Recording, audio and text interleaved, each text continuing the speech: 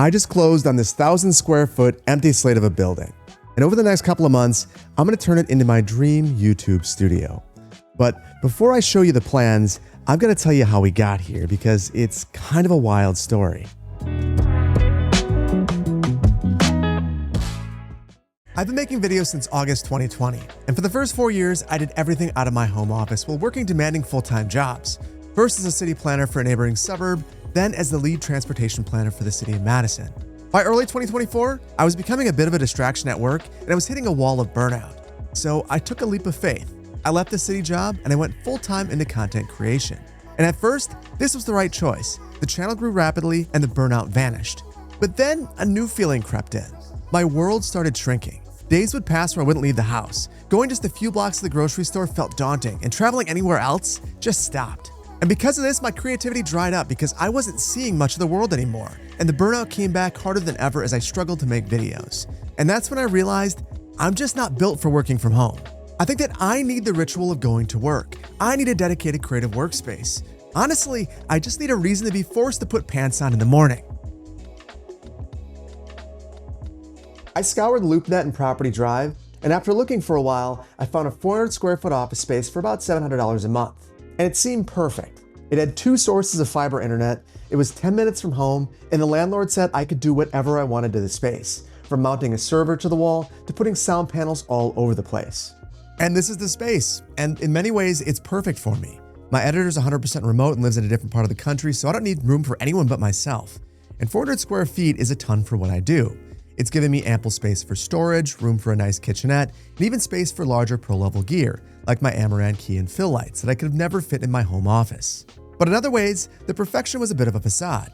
I made a huge assumption when I saw the place for the first time that because it had its own HVAC, it also had its own power circuit, and I didn't check to see if I had access to the breaker. I assumed that because it's a fairly new modern office building less than 30 years old, these kinds of things wouldn't be issues I'd need to think about. After all, I lived in older apartments that were about the same size that had multiple circuits to ensure that a breaker never tripped.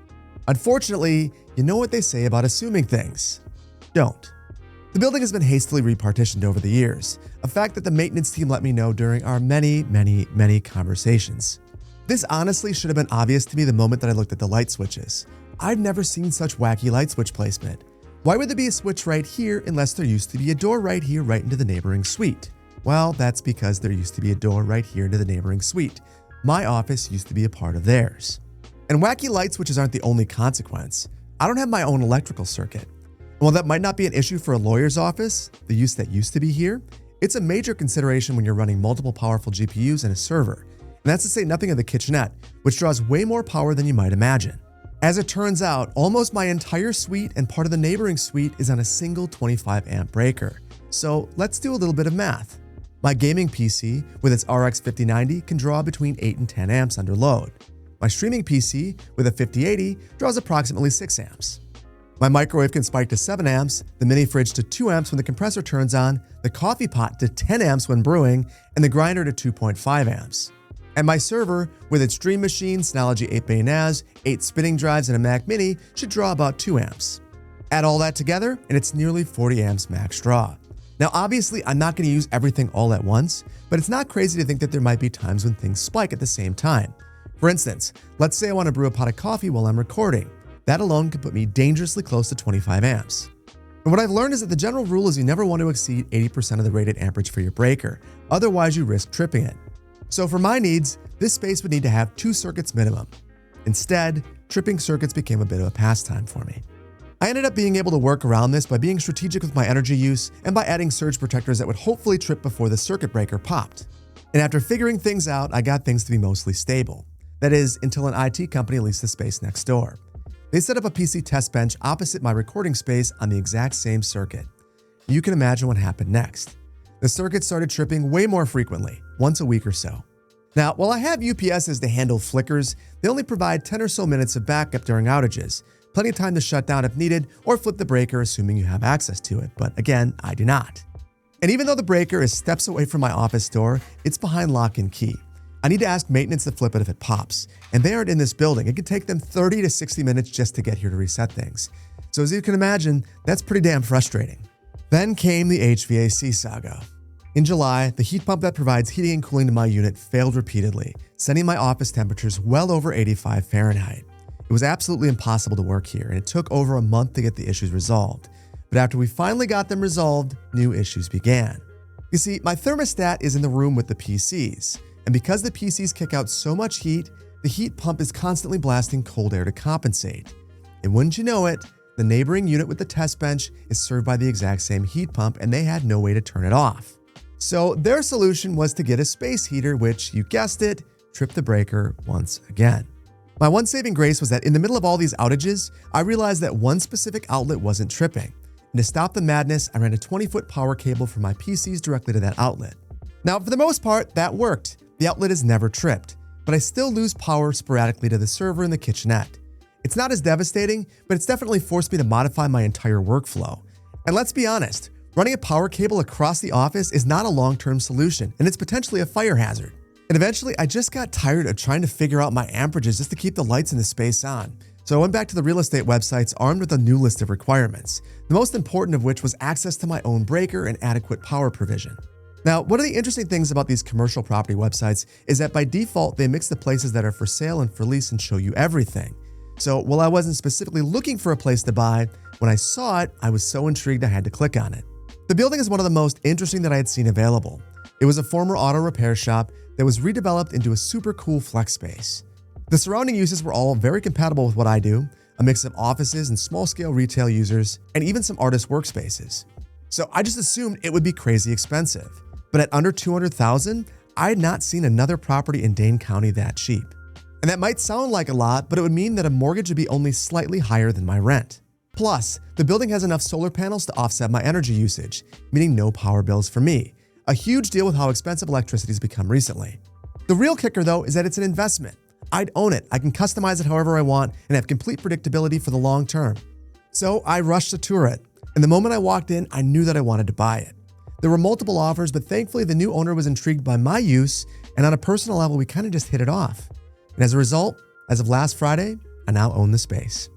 Right now, as you can see, it's an empty shell. The only work that's been completed is the ductwork up there. But I think that the potential is massive. Over the last couple of months, I've been working with an architect to lay out the entire space, which will have a dedicated production space, 2 offices, a server room, a full kitchen, and a loft space for storage. The production space will be my office, and the goal is to have a space that's large enough to have a couple of fixed sets that I can switch between with the flick of a button. Next to my office will be 2 more offices. One of those could be used for an admin space, which could be my wife. She started helping with the business side of the YouTube channel, and if she wants to come in and get away from home and work somewhere else, she could come in here and do that. The other office could be for an in-house editor at some point in the future. Not looking to make a change right now, but if my editor ever moves on, I'd probably look to have someone local. In the rear, like I mentioned, is going to be a full kitchen, and the plan is to have a dishwasher, a sink, a fridge, everything you need to have a fully functional kitchen and office space. Next to the kitchen would be a bathroom and a server room. The bathroom's actually already in place, and it's pretty nice. And the server room will be right next to that, and it's not a huge space, but it'll be big enough to have my server and a bit of storage. But here's the thing. While I love this space, and I see tons of potential, nothing is ever perfect. And ironically, while I had power issues at my last place, the biggest challenge here is the internet. And that's obviously something that means a lot to me as a content creator. This is one of the few places I found that does not have fiber. In fact, it's 1 block away from the fiber service area, which kind of kills me. The only terrestrial internet available at this site is Spectrum for the time being.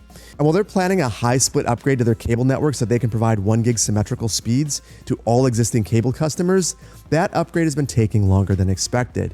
It was actually supposed to be completed back in 2025. Obviously, it's not done just yet. Now they're saying it could be late 2026 or early 2027. So obviously, I can't bank on Spectrum. The fastest upload speeds I can get here are 55 megs, which is just not good enough, at least not for my needs. So that caused me to look at a variety of other options. The first one I looked at was Starlink because someone else in the building has that. That wouldn't work for me because the upload speeds are actually slower than Spectrum. And while they are planning upgrades, their business tier plans are so prohibitively expensive and have data caps that I just don't think it would ever be a viable option. Another satellite-based option is Amazon Leo. And it sounds like it could actually be a very viable option later on this year since they promise 1,000 down and 400 up. But I can't bank on that actually being the permanent solution for me because I'm not sure when it will actually launch. So the solution I came up with that made me feel comfortable buying this space was reaching out to a local ISP who offered me hybrid fiber wireless internet. Now, this is a service where they'll put a little dish on the top of this building, point it to another dish that has a fiber connection, which will provide me 1,000 down and 300 up. And they've claimed 99.999% reliability, even in bad weather. It's not fiber, but it crushes Spectrum's 55 megabytes upload. It means that it would take me roughly 13 minutes to upload a 30 gig video instead of the 4 minutes it currently takes me on my fiber connection. And while it's clearly slower than what I have right now, it's definitely serviceable. It means that if I make a mistake in a video, I don't have to feel bad re-uploading it. And I have to say, I'd rather deal with that than sitting in a dark office waiting for my landlord to flip the breaker after the power goes out once again. So that leaves me right here, right now. I'm going to be building out this space over the next little while and documenting everything. From the construction process, to adding the hybrid fiber wireless internet service and testing that out, to building out my network, to designing and building my recording studio. This is going to be a wild ride, but I also think it's going to be a ton of fun. So if you want to see how this empty shell becomes a pro-level YouTube studio, be sure to subscribe. I'd love to take you along for the ride. But for now, I've got to get to work.